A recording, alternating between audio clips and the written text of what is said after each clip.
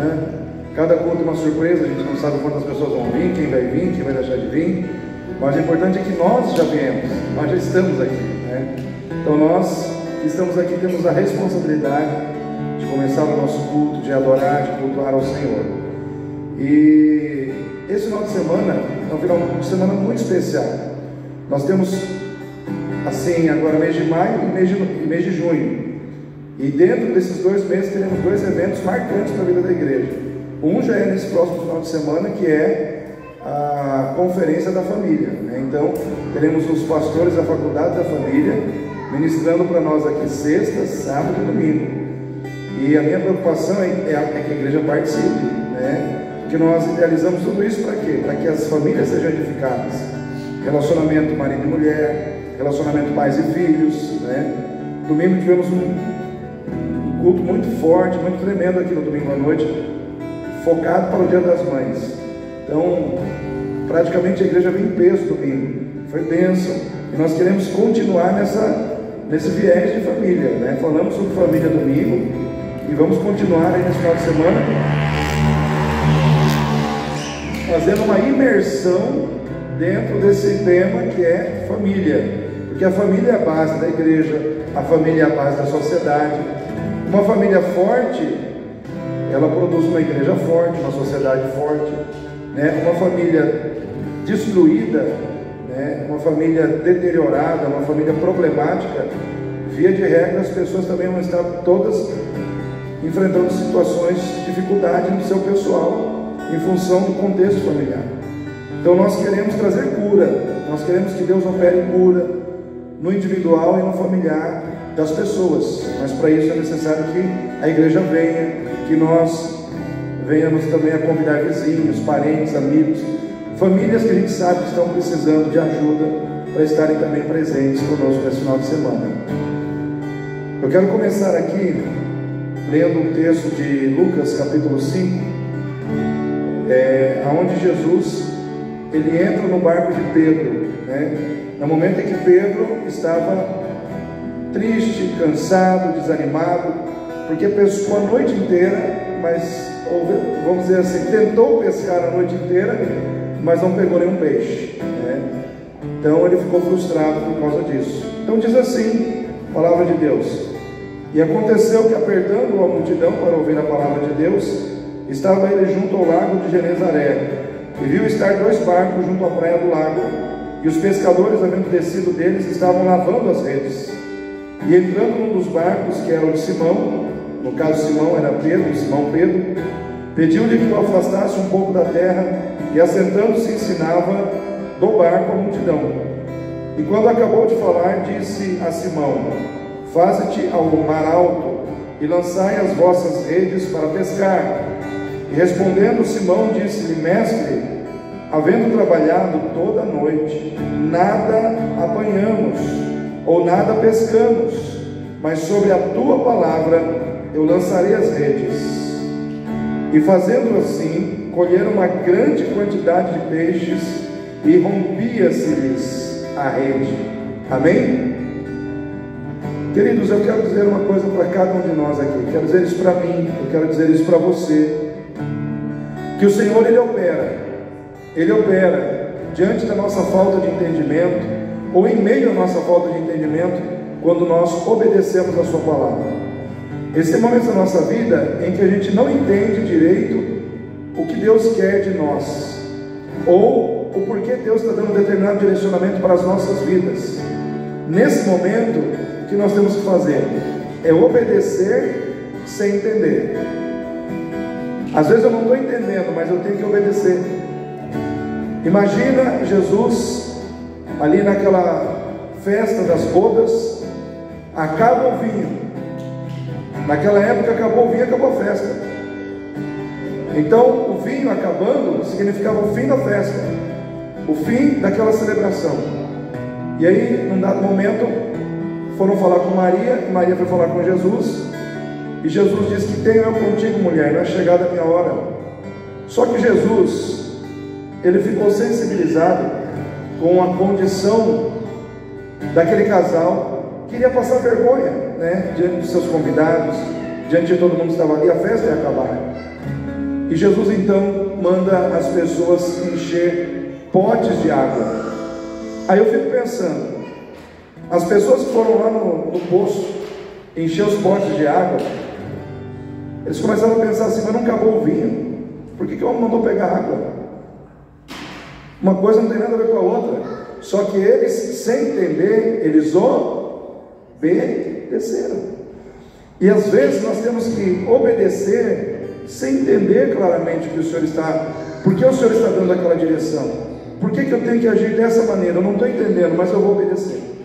E à medida que eles obedeceram, aquela água se transformou em vinho.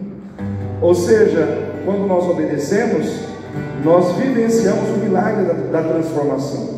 Deus começa a transformar as coisas na nossa vida. Deus começa a agir na nossa vida. E aquilo que era sem cor, começa a ter cor. Aquilo que era sem sabor, começa a ter sabor. Aquilo que não tinha gosto, começa a ter gosto.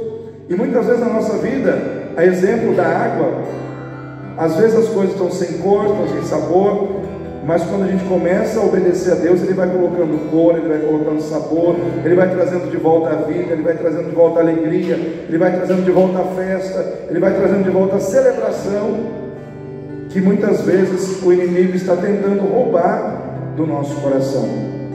Um outro exemplo que me marca muito é o exemplo de Elias, quando o Senhor, Ele manda 3 anos de seca sobre a terra, e até o ribeiro onde Elias estava secou. Aí Deus fala assim: Elias, vai a Sarepta, que tem uma viúva lá, e ela vai te alimentar. Só que ele chega lá, ele encontra uma mulher depressiva, desanimada, catando uns gravetos junto com seu filho, para fazer um último bolinho, comer e morrer. Ou seja, Deus mandou ele ir para um lugar, ele achou que ele ia se alimentar. Eu imagino que no meio do caminho ele pensou assim: Deus está me mandando na casa de alguém que deve ter um banquete lá à minha espera. Ele chega lá e encontra uma viúva triste, desanimada da vida, que tinha um pouquinho só de farinha, o suficiente para fazer um bolo para ela e para o filho dela, e eles morreram, porque não tinha mais nada.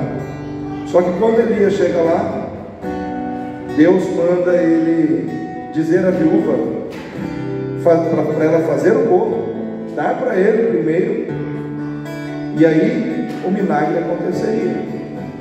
Então, olha só como é que são as coisas. Primeiro Deus fala para Elias ir para um lugar que não tinha comida. Ou seja, não estou entendendo, mas estou obedecendo. Quando ele chega lá, a viúva, que tinha só um punhadinho de farinha para fazer um bolo para ela e para o filho, a ordem de Deus é para ela dar o bolo para o profeta. Ou seja, não estou entendendo, mas estou obedecendo. E à medida que aquela viúva obedeceu, a farinha que ela não tinha começou a aparecer. As condições que ela não tinha, Deus começou a trazer. Mas por quê? Porque na falta de entendimento, eles não deixaram de obedecer a Deus. Às vezes eu e você passamos por situações que a gente não entende, mas é ali que Deus quer provar a nossa capacidade de obedecer. Então eu quero dizer para você nessa noite: Deus opera no meio da nossa falta de entendimento quando a gente obedece. Então obedece, faz a vontade de Deus, aquilo que Deus mandou você fazer, faça, e você vai ver que as coisas vão começar a acontecer para você, vão começar a acontecer em seu favor, para te beneficiar. O Senhor opera em meio às nossas impossibilidades quando nós cremos. Mas Senhor, é impossível, vou lançar as redes agora de dia, não se pesca de dia, é impossível pescar de dia, só que eu vou crer sobre a Tua palavra, eu lançarei as redes. Então, diante das impossibilidades, creia. O que Pedro fez? Ele acreditou, apesar dele entender que era impossível se pescar de dia. Uma vez que ele passou a noite inteira tentando e não pescou nada, de dia então é que não ia pegar nada, né? Mas diante dessa impossibilidade, ele resolveu crer, ele resolveu usar a fé. E o que aconteceu? Deus operou. Às vezes a gente fica olhando para as impossibilidades da nossa vida e a gente fica dizendo, não vai dar. Tem uma frase que a gente tem que eliminar da nossa vida: não vai dar, não vou conseguir, não vai dar certo, não tem como. Quantos de nós já falou isso, irmãos? Quantos de nós aqui em algum momento a gente já falou, não vai dar, não tem como, não vai dar certo? Aí nós começamos a decretar uma sentença de derrota para nós mesmos. Só que se você começar a acreditar em Deus, aquilo que você achou que não ia dar, que não ia dar certo, que você não ia conseguir, você consegue. Por quê? Porque você acreditou e Deus te ajudou. Porque você colocou fé que Deus agiu em seu favor. Então não diga que não vai dar certo. Comece a declarar para você mesmo: tudo é possível aquele que crê. E eu creio. Eu creio. Então tudo é possível para mim. Tudo é possível na minha vida. Então Deus opera. Jesus opera diante das impossibilidades quando nós cremos e agimos em fé. O Senhor diz: o meu justo viverá da fé. Se ele recuar, a minha alma não tem prazer nele, né? Mas por fim, Deus opera, o Senhor opera em meio ao nosso cansaço. Quem é que já se sentiu cansado? Todo mundo, né? Deus opera em meio ao nosso cansaço quando nós nos esforçamos. Está cansado? Se esforça mais um pouco. Se esforça.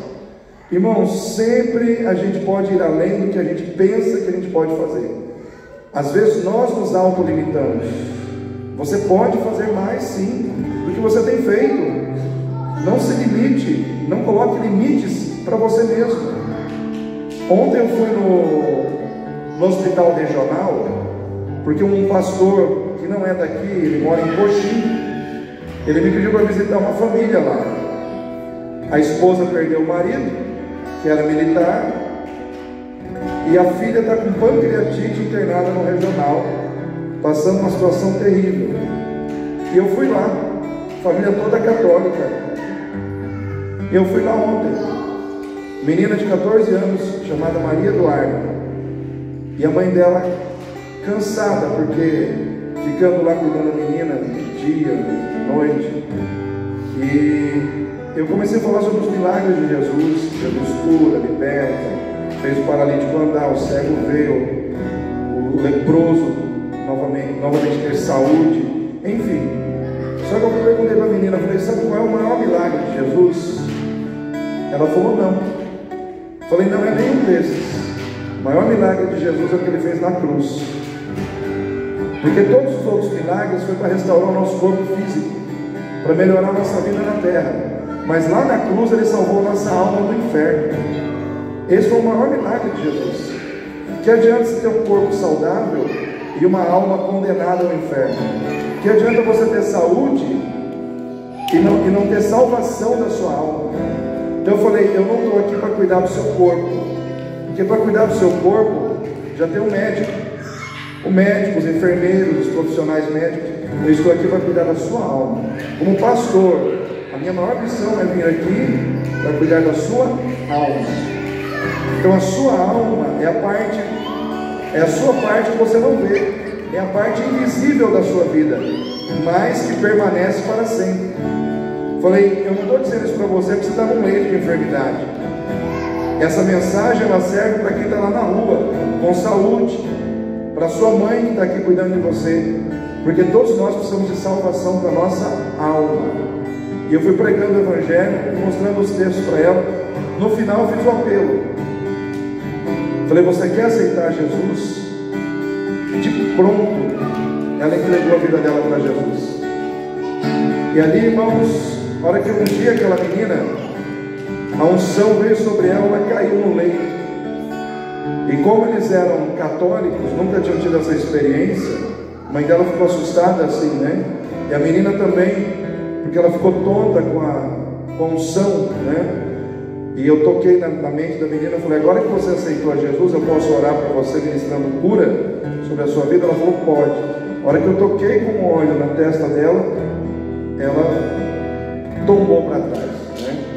Aí eu pedi para a mãe dela correr e segurar ela, né? E aí eu expliquei para elas, falei, olha, eu sou pastor, este óleo é ungido para cura, né? Quando ele toca nas pessoas, às vezes algumas pessoas caem, mas é o poder do Espírito Santo. Enfim, mas elas choraram, elas renovaram as forças. Então, em meio ao cansaço, Deus operou, porque cada um se esforçou. O pastor que estava lá, ele se esforçou para me ligar, eu me esforcei para ir lá. Aquela mãe se esforçou para estar ali cuidando da filha. Em meio a todo esse esforço conjunto, Deus agiu, porque a menina já entregou a vida dela para Jesus. A enfermidade física dela, não sei, isso é com o Senhor, mas ela já entregou a vida para Jesus. Então, queridos, quando nós nos esforçamos para Deus, a gente não fica sem resposta de Deus. Deus age. Amém?